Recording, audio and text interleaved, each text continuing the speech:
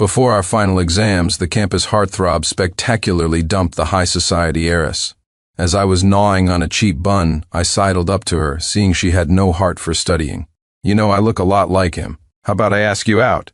She was silent for a moment, then took the matching couple's bracelet she had meant for him and fastened it onto my wrist. I shamelessly milked the situation for all it was worth, demanding $1 million from her every month. Without a word, she'd transfer me $2 million. After we got married, we had sex 4 times a week, always on schedule, service with a smile. Everyone said the great Victoria Sterling had finally found true love, until the day her assistant quietly told me, "CEO Sterling's new special assistant. I hear he used to be the campus heartthrob back in the day.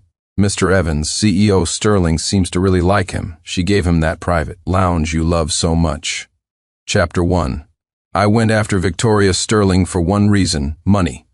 She was the type to throw money at her boyfriends, a total fool for love.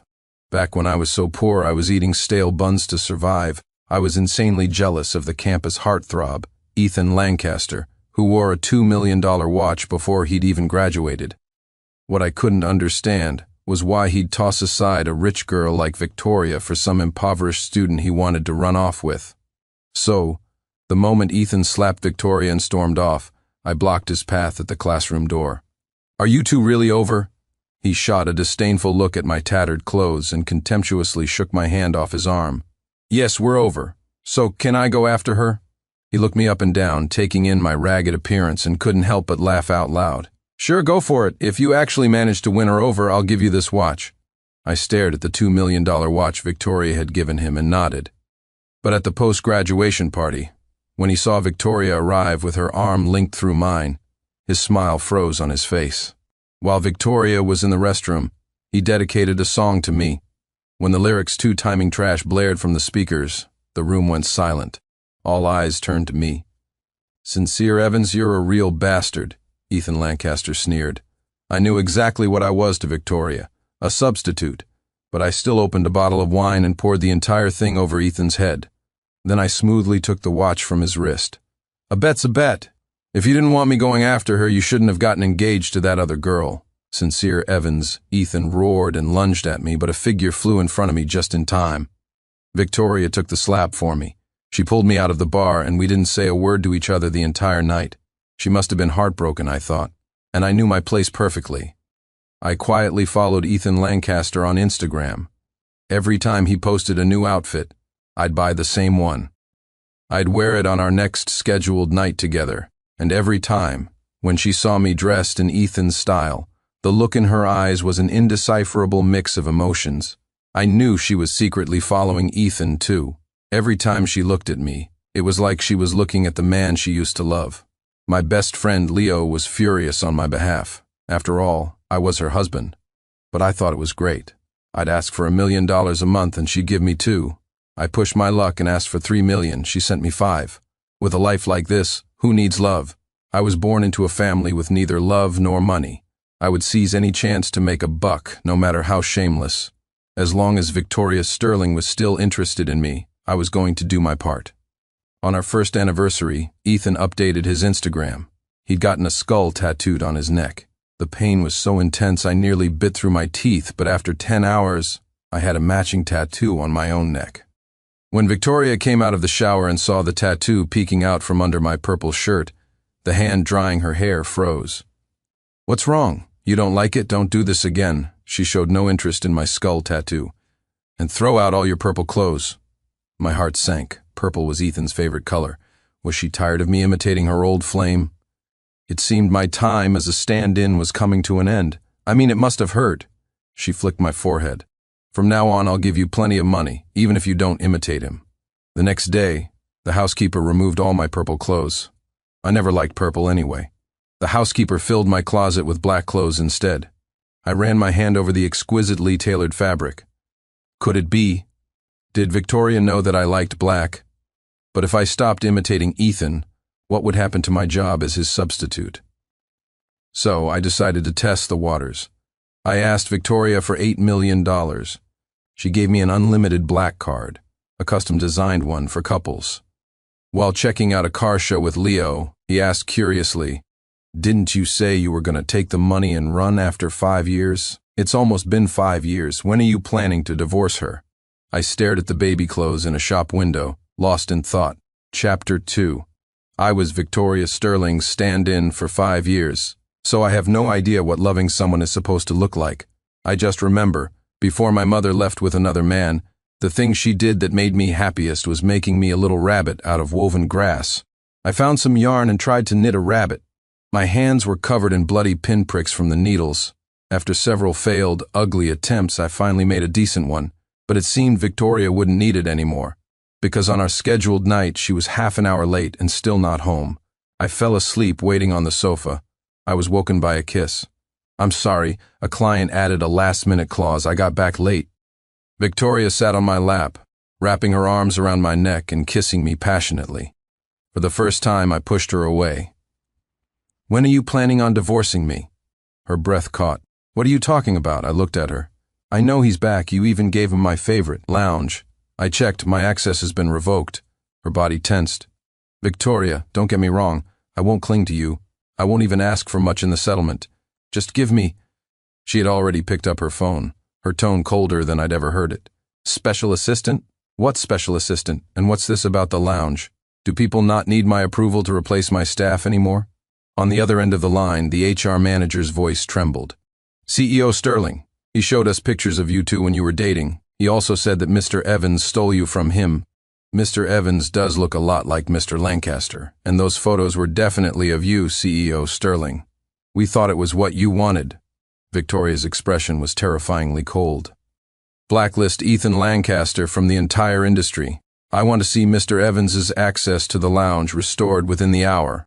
Also, you can go to finance and pick up your final paycheck now. The HR manager tried to explain, but Victoria had already hung up. I stared at her, astonished. She turned and hugged me, kissing my lips forcefully. I'm sorry, I didn't know. I haven't been at the main office these past few days. I believed her. She was always flying around the country, or even internationally. But no matter how far she was, she never missed our 4 nights a week. Still, a seed of doubt remained. I held her waist firmly. Aren't you afraid of breaking his heart, blacklisting your old flame like that? What old flame? She kissed me until I was breathless. I only have you. Are you trying to tell me how you feel? Yes. Then Victoria Sterling. I leaned in and kissed her lips gently. What am I to you? She paused, then responded with even more force. My husband. My dearest husband. My body trembled. Then from now on, I'm really going to act like it. That's how it should have always been. That night, I held her by the waist, and we didn't sleep a wink. Chapter 3. My crafting skills had improved. I unraveled the old rabbit and re-knitted it into a bigger, cuter one. But then Leo sent me a video.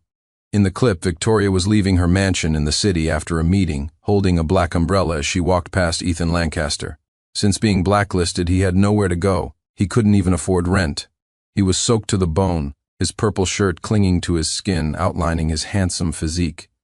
He looked at her, his eyes glistening with tears in the wind. Vicky! Ethan's voice trembled. Victoria's steps faltered for a fraction of a second. Then she walked past him without a backward glance. Vicky, have you forgotten everything we had?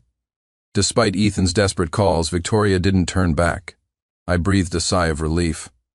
It seemed she knew where her loyalties lay, but I hadn't expected Ethan to be so persistent. The torrential rain poured all night.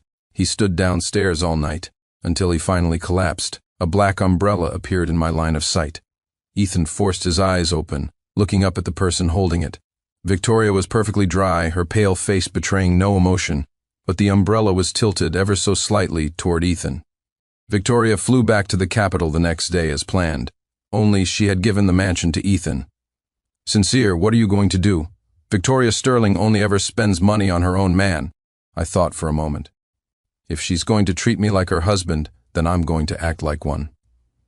That day, Ethan was kicked out of the mansion, and that was the day Victoria didn't come home. It was the first time since we were married that she had missed one of our scheduled nights. I called her over a dozen times, but she didn't answer. The next day, she returned home, exhausted. Her eyes were bloodshot. Did you order someone to kick Ethan out? I didn't deny it. Yes. Who gave you permission to be so unreasonable? The accusation in her tone shocked me. I looked up. Are you saying that as your husband I'm supposed to tolerate your ex-boyfriend living in our property? Victoria didn't speak, just frowned and tossed me her phone, playing a video. In the clip, Ethan was being dragged into an alley by a dozen men. His fingers were being broken, one by one, and his mouth was bloody from the beating. Victoria's voice trembled slightly. If I hadn't gotten there in time, Ethan would have thrown himself into the river by now. I watched the video with cold eyes. What do you want me to do? Go to the hospital and apologize to Ethan, Victoria Sterling. I pushed the phone back to her. I will not apologize to the other man. The other man? Victoria seemed surprised I'd used that word. A sneer I'd never seen before touched her lips. If we're getting technical, aren't you the other man? My breath hitched. She ignored my shock and turned to leave. For the first time, she slammed the door. I sat alone on the sofa until late into the night. My phone buzzed incessantly with messages from friends. Sincere, what's going on? Why did Victoria drop everything to stay at the hospital with another man? They're saying he's her first love. That's not true, is it? Sincere, get to the hospital. Your wife is about to become someone else's. I didn't reply to any of them. Instead, I packed my bags and waited for Victoria to come home 3 days later. She saw my suitcase and chuckled. What's this? Running away from home? I handed her the divorce papers. Let's end it. I don't want a settlement. The hand she was using to sip her tea froze. Chapter 4. With a grave expression, she flipped through the agreement, page by page. Her hands were trembling slightly. Divorce?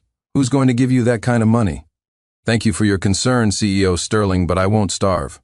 She paused. Fine, we can get a divorce, but you have to return every penny I've ever spent on you. I froze. After 5 years as her stand-in, I had spent a fair bit of the money I'd received. Seeing my reaction, Victoria's smile relaxed a little. It's okay if you can't pay it back. As long as we don't get divorced, I can. She stared, stunned. I'm the kind of person who is deeply insecure about money. No matter how much I had, I never dared to spend it recklessly. Even with a 9-figure bank account, I'd still eat instant noodles with a couple of eggs when Victoria was away. In 5 years, I'd earned hundreds of millions, but only spent $2 million. I handed her my bank card. Then I felt my wrist, took off the $2 million watch and placed it with the card. That would cover what I'd spent. This watch was a bet I won from Ethan Lancaster. It's mine, technically, but here. Now we're even. I took her hand and placed the watch in her palm. As I turned to leave, she threw the watch aside and grabbed my arm.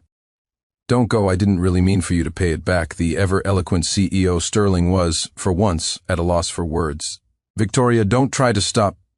I turned back, annoyed, but the words died in my throat when I saw her face. A single tear fell onto the back of my hand. I spoke in disbelief. You're crying? I'm sorry. She looked at me with red-rimmed eyes. Don't do this to me. I had never seen a woman like her cry. If a photographer caught this, Sterling Corp's stock would probably plummet. So I sat down and listened to her explanation. It turned out she hadn't been at the hospital at all these past few days. The reason she had our friends send me those inflammatory messages was because she thought I had arranged for those men to assault Ethan. She couldn't accept me doing something like that. I could kick him out, but I couldn't be so cruel as to have a group of men humiliate another man like that. She still took Ethan to the hospital and visited him frequently because she didn't want me to get sued. Calling you the other man, I was just angry. I'm sorry, Victoria said, her eyes red. I was silent for a moment. Victoria, you really hurt me this time. A flash of pain crossed her eyes. But I can give you one more chance. Her eyes lit up. Victoria, I want you to cut off all contact with Ethan Lancaster. Send him away. Far away. Okay. She gripped my hand tightly, as if holding on to a rediscovered treasure. I promise. Chapter 5. Victoria Sterling was a woman of her word. The very next day, Ethan Lancaster was sent abroad. Coincidentally, his ex-girlfriend was backpacking through the same country. Victoria seemed unable to get over the fact that she had hurt me. Her confidant, Eleanor, secretly let me in on a piece of news at this weekend's press conference. CEO Sterling was going to publicly announce her significant other. Victoria and I were secretly married. As her stand-in, I had never seen any issue with that arrangement, but now I was filled with anticipation for this public announcement. During our scheduled nights that week, she was more insatiable than ever. Afterward, she would cling to me tightly. "There's a press conference this weekend. I want you to come with me." I smiled, pretending I didn't know. "Okay." On the weekend, I arrived at the venue as planned. Victoria's special assistant, Eleanor, led me to a seat in the front row. The spotlight would hit me perfectly there. The reporters were already assembled, their cameras ready. Everyone wanted to know who the husband that CEO Sterling had kept hidden for so many years really was. Eleanor handed me a bouquet of roses, my favorite, Bulgarian reds. The petals were still glistening with dew. They had clearly been flown in. Amidst the palpable anticipation, Victoria Sterling made her entrance. Standing below the stage, I watched as her eyes landed on me, a suggestive smile playing on her lips. She looked right at me as she brought the microphone closer. "My other half is the boy I fell in love with at first sight in high school." Love at first sight? I froze. The curtains behind her were drawn back. The roses were taken from my hands and given to another man. "He is my first love, Ethan Lancaster." Chapter 6. I stared in shock as the languid man, dressed in a casual purple suit, walked slowly onto the stage. The spotlight wasn't on me. It was illuminating him, the rare purple flower. The man who was supposed to be halfway across the world wore a triumphant little smile. Victoria Sterling, my friend Leo, shot up from his seat, slamming his hands on the table. "What is the meaning of this? Her husband is right here." He shoved me toward the stage. Victoria's gaze swept past me. Her smile turned cold. "Do I really have to expose what you did in front of the media for you to finally give up? What are you talking about?" My voice trembled as I looked at her. Ethan's eyes immediately reddened.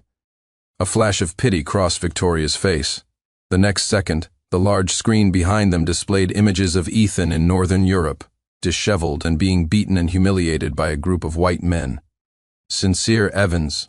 Victoria looked down at me. "I already sent him away like you asked. Why did you still have to be so ruthless?" Chapter 7. The conference hall erupted. "He hired people to assault CEO Sterling's friend? How audacious." "Wait, what did that other guy just say?" "That this is CEO Sterling's husband." "But didn't she just announce the guy in purple?" An entertainment reporter immediately sensed a story. "Something's not right. If the man in black is her husband, then the man she just announced is the other man exactly, and CEO Sterling just said she sent the man away at the black-suited man's request. Why would she listen to him if he wasn't her husband?" Victoria cut through the noise. "Everyone, I need to clarify something. Mr. Lancaster is not the other man." Her eyes fell on me. "This gentleman, Mr. Evans, is." With that, a series of photos appeared on the screen. They were all intimate memories from her time dating Ethan. At an amusement park, while Victoria was busy making a peace sign for the camera, Ethan leaned down and took a bite of her ice cream. On a roller coaster, a terrified, screaming Victoria had her eyes covered by a laughing Ethan. In a classroom, the moment Victoria stole a glance at Ethan was the exact moment he snapped a photo. Scene after scene of sweet, youthful memories transported everyone back to their teenage years. Many reporters, recalling their own pasts, covered their mouths.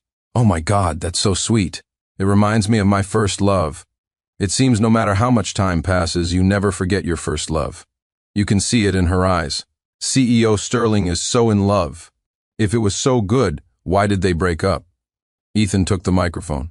"Before our final exams, Vicky and I had a small fight. Mr. Evans took that opportunity to confess his feelings to my girlfriend. We were both angry at each other. By the time I wanted to make up, I saw him kissing my girlfriend." He choked up, taking a moment to compose himself before continuing. "I thought Vicky didn't love me anymore, so I found someone else." "You're lying." Leo Morrison was fuming. "You broke up with Victoria because you wanted to run off with that impoverished student. Sincere asked you if you two were really over, and he even asked if he could pursue her. And you said yes. Then you found out your new girlfriend was not only broke but was also a gold digger, so you remembered the perks of dating a rich girl. You knew Victoria was married, yet you shamelessly tricked HR into hiring you as her special assistant. If anyone's the homewrecker here, it's you." Victoria's expression tightened for a second, but she quickly recovered her composure. The reporters were confused, looking at each other. "If what Mr. Morrison says is true, then it's not really cheating, is it?" "It was just a lover's spat." Sincere Evans took it seriously. "That's just meddling, but Ethan Lancaster himself said Sincere could pursue her. If a couple gets to that point, they might as well break up. At the end of the day, Ethan said it himself. He can't blame anyone else." Ethan hadn't expected things to turn out this way. He anxiously tugged on Victoria's sleeve. Vicky, we hadn't really broken up then, had we? Victoria seemed to be lost in thought. When she came to, she gave me a complicated look. I clenched my fists. CEO Sterling, what we had was consensual, wasn't it? She frowned. Slowly, she took the microphone. That's right. Ethan and I never actually broke up. It was all a misunderstanding. If we hadn't met again after all these years, I would have been kept in the dark my entire life. The entertainment reporters immediately pieced together the truth. So, Sincere Evans took advantage of their fight to kiss Victoria, which made Ethan give up in despair and find another woman. Then CEO Sterling saw Ethan with someone else, so she had no choice but to be with Sincere. Neither Ethan nor Victoria denied it. The reporters immediately turned their cameras on me. Scandal of the year, knowingly the other man for 5 years. Thank goodness CEO Sterling and Mr. Lancaster cleared up their misunderstanding, or they would have missed out on a lifetime together. Sincere Evans. What a joke of a name for a man like that.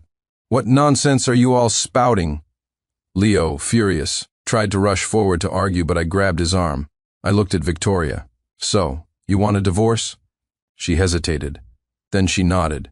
Of course. Cheers erupted from the audience. Congratulations to CEO Sterling and Mr. Lancaster on reconciling. What's meant to be will always find a way. Victoria didn't respond, just kept looking at me. I didn't know what reaction she was waiting for. I just nodded. Fine. She looked stunned. I pulled Leo with me, turned, and pushed my way through the crowd of reporters and cameras, leaving the conference hall without a single look back.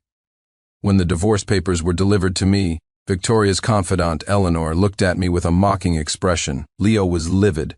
What are you looking at? He'll sign it right now and I'll bring it back to you. Oh, Mr. Evans won't sign it, Eleanor chuckled. Who else is going to give him that kind of money if he leaves CEO Sterling? This agreement says he leaves with nothing. He wouldn't dare. Who says he wouldn't dare? Leo was jumping with rage. I quickly pulled him back and looked at Eleanor. I'll take the papers. I need some time to think it over. Eleanor made a be my guest gesture. As you wish. As Leo and I turned to leave, I heard her make a phone call. Yes, CEO Sterling, just as you predicted, he won't sign. It seems his talk of divorce was just another tactic. From the other end, I clearly heard Victoria let out a short, derisive laugh. But she had no idea. I was really going to sign. Chapter 8. Back at the house, now empty except for me, Leo stomped his feet in frustration. Who does she think she is? She's the one who called you her husband, and now she pulls this stunt, making you fall for her and then kicking you to the curb. Is this what all you heiresses do for fun? Who said I fell for her? Leo pouted. If you didn't, why did you come back here? Aren't you here to pack up the evidence that you did? My hand, which was packing up my craft supplies, froze. Then, feigning nonchalance, I put the knitted rabbit into a storage bag. Of course not. Then I put the romance journal I'd been writing for a year, the photos of me and Victoria, and the handmade ring I'd made for her into the same storage bag.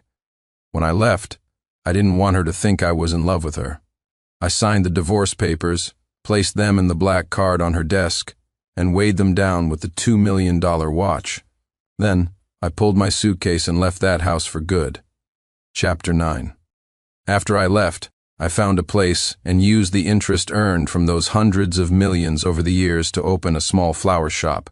Though I tried not to pay attention to news about Victoria, she and Ethan had been incredibly high profile recently. She took Ethan to an investment summit, personally introducing the man, who had never seen such an occasion, to all the big shots. The seaside restaurant she had only ever taken me to. That exclusive, very important person window seat that was ours, now belonged to her and Ethan on May 20th, a day for lovers. Victoria made headlines by winning a bidding war for Ethan, purchasing 52 pearls worth a total of $52 million. I had already blocked both their names, but I still couldn't avoid seeing posts about their saccharine romance. So, I just turned off my phone and focused on running my shop. Leo squatted beside me, his chin in his hands. Don't worry, man. A thing like that will never last. I laughed and sprayed him with the water mister. I couldn't care less if it lasts or not. Laughter soon filled the flower shop. Meanwhile, Victoria was staring at her phone. It had been a long time since I had sent her a message. During my years as her stand-in, I had diligently sent her good morning and good night texts every day. Even if she didn't reply, I'd send a string of kissing emojis. After she started calling me her husband, I messaged her even more frequently. This was the first time I had gone a full week without sending a single word. Go back. They had planned to celebrate from May 20th through the night into the 21st, but before 10 o'clock she made an excuse and left Ethan. It was the first time that week she had returned to our marital home. She expected to find me there, sulking, but when she opened the door, the first thing she saw was the agreement on her desk, held down by a watch. She flipped to the last page. My signature was in every required space. She knew my handwriting. She wouldn't mistake it. I had really signed it. Eleanor, standing beside her, was dumbfounded. Victoria grabbed her by the shoulders. Didn't you say he was just playing games? Why did he leave the card in the watch? I don't understand either. Eleanor stared blankly at the black card I'd left on the desk. Mr. Evans shouldn't have been able to let go of all that. Find him. Victoria's voice was hoarse. Search the capital and the surrounding cities. Get the team in the port city moving too. Check planes, trains, everything. I need to know where he went. Yes, but CEO Sterling, Eleanor couldn't help but ask. Do you want this divorce or not? Victoria froze. Chapter 10. I was in the back garden tending to the soil when someone suddenly appeared behind me. Leo? Hand me the watering can, will you? I waited a moment, but the person behind me didn't move. Confused, I started to turn, only to be shoved against the wall. You'd rather be here planting flowers than be with me? What are you doing here? Isn't it May 21st? I left you the divorce papers. Who told you to actually sign them? Her breathing was unsteady. I never wanted you to leave me. If I had known you would really sign, I never would have used that to test you. Test me? I was stunned. She clutched the front of my shirt. I was just angry. After all, you did something so awful to Ethan. I understand you were jealous, but your methods were just vile. I only wanted to teach you a lesson. I never thought about actually divorcing you. I stared at her in shock. Why would you think that divorce is an acceptable way to teach someone a lesson? Because I knew you'd never really let go. Her eyes reddened. I know you only see me as your sugar mama. Sometimes you act up to get more money, but you went too far that time, so when you used divorce as a tactic again, I decided to play along instead of indulging you. Suddenly I laughed. A slap landed squarely on Victoria's face, delivered by Leo, who had just returned from a supply run.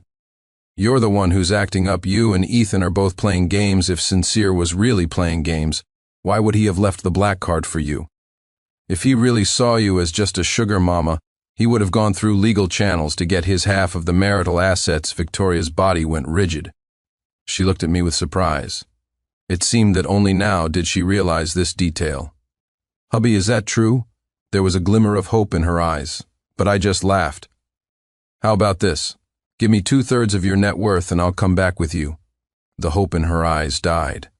She looked down and let out a soft, bitter laugh. I see. You're still the same person you always were. Come back or don't, it's up to you. With that, she turned and walked away. Chapter 11. Victoria was certain that I would eventually come back. After all, I had only ever been in it for the money. Without her, who else would give me so much? But I left with Leo. She waited a long time, but I never returned. Finally, she couldn't stop herself from going back to the flower shop. But it was empty, abandoned. In a pile of debris, one storage bag caught her eye. She opened it. Inside, a cute, soft yarn rabbit looked perfect for cuddling to sleep. A black-covered journal fell out. It had an old-fashioned combination lock. She tentatively entered my birthday. Wrong. Then, with a sense of disbelief, she entered her own birthday. Click. It opened. She stared at the journal, unable to believe it. June 12, 2017, I met a super-rich, love-brained girl. This is great, Sincere. You're never going to go hungry again. May 23, 2019. Leo asked if I felt pathetic imitating another man. Pathetic? I used to starve. Now I can have a feast whenever I want. What's a little acting? April 3, 2021, married? She actually married me? What if Ethan Lancaster comes back? Hasn't she just burned her own bridges? No, I have to make as much money as I can, fast. If Ethan comes back, I won't get another cent. June 11, 2021. Oh no! Am I falling in love with my sugar mama? But could she be in love with me too? After all, I stopped imitating Ethan. How do you even show someone you love them? Besides Leo, I don't really have anyone close. My mom just saw a documentary about tigers after I was born and gave me my name, Sincere. But before she left with that other man, she did make me a rabbit out of woven grass. I guess that's love, right? July 22nd, 2021. My hands are all cut up. Loving someone is really hard. April 16th, 2022, I finished the knitted rabbit. I also made a handmade ring for her, but I was played for a fool. She doesn't love me at all, Victoria Sterling. You lied to me. I'm done with you. Victoria clutched the knitted rabbit, her mind reeling from what she had just read. At the very bottom of the bag lay a tarnished silver ring. It was crudely made, but with extraordinary care. Inside the band, her English initials, fifths, were engraved. After them was a small heart, followed by the initials S.E. Sincere. Her breathing grew ragged. Where are you? CEO Sterling, CEO Sterling. Her assistant ran over, panting, phone in hand. Mr. Evans. What about him? Victoria shot to her feet. We just found out. The thugs that attacked Mr. Lancaster in Northern Europe. They were hired by Ethan Lancaster himself. Mr. Evans was framed. The knitted rabbit was crushed in Victoria's grip. Chapter 12. The 5 years I spent with Victoria Sterling weren't for nothing. The business acumen I learned from her allowed me to build my own little empire in the port city with Leo. It wasn't as big as Victoria's company, but I never had to worry about food or shelter again. I could buy whatever I wanted, whenever I wanted. But just as my life was taking off, a massive investment was injected into my company. I had no choice but to meet with the investor, only to see a familiar ring on her hand. The ring was crudely made and clashed horribly with her couture outfit. I stared at the woman before me and froze. Miss Sterling. We were alone in the conference room. She looked at me, her eyes suddenly filled with an emotion I couldn't comprehend. The next second, she pulled me into a fierce embrace, her passionate kiss crashing onto my lips, as if years of repressed feelings were erupting all at once. I pushed her away forcefully, but she clung to me relentlessly. Her voice trembled. I was wrong. Come back. What are you talking about? She showed me the ring. The ring. I love it. And Victoria Sterling loves Sincere Evans very much. My breath caught. Weren't those the initials I had carved into the ring? You should take that off. It's ugly. I couldn't even bring myself to look at it. But she smiled. Not at all. It's beautiful. I love it. Miss Sterling, we're divorced. She didn't answer, simply produced a document. A property transfer agreement? My eyes widened. She nodded. You said before that if I gave you 2/3 of my fortune, you would come back. Now I'm giving you everything. I thought I had misheard. Are you insane? You'd throw away your life's work? She looked at me. How is it throwing it away? I found you, didn't I? The pen in my hand paused. I tossed it onto the table. I'm sorry, Ms. Sterling. You should withdraw your investment. Sincere, she grabbed my hand anxiously. Don't you want money? I can give it to you. That won't be necessary, Miss Sterling. My voice was calm. When it comes to you, I don't want anything anymore. Sincere, I heard that familiar wounded tone again. I turned, and sure enough, her eyes were welling up with tears.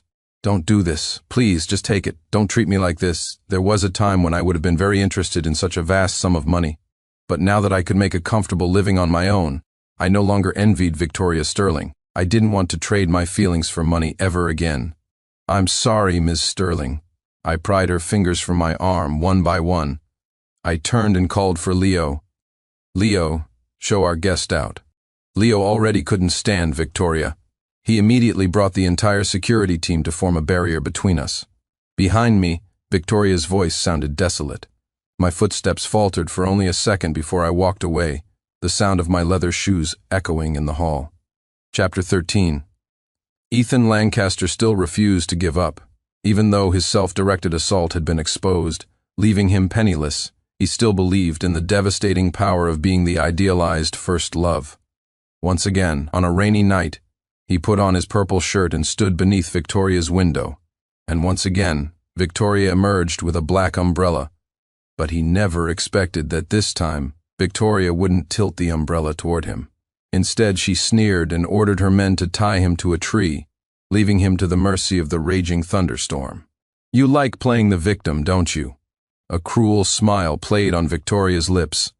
Let me help you with that. No, Vicky, I was wrong. Let me go. I'll leave right now. But Victoria turned a deaf ear, walking back into the house. That night, Ethan Lancaster was struck by lightning, his body convulsing as his eyes closed for the last time, and Victoria never came out of that house. When they found her, she was leaning back in a chair, clutching a soft, warm, knitted rabbit. Beside her was an empty bottle of sleeping pills. She left a will. She bequeathed her entire estate to me when I received the confirmation of inheritance. I stared at her lying in the coffin, and my heart skipped a beat. A tear splashed onto the casket. I bit my lip so hard it could have bled. Victoria Sterling, even in death, you just had to make me suffer.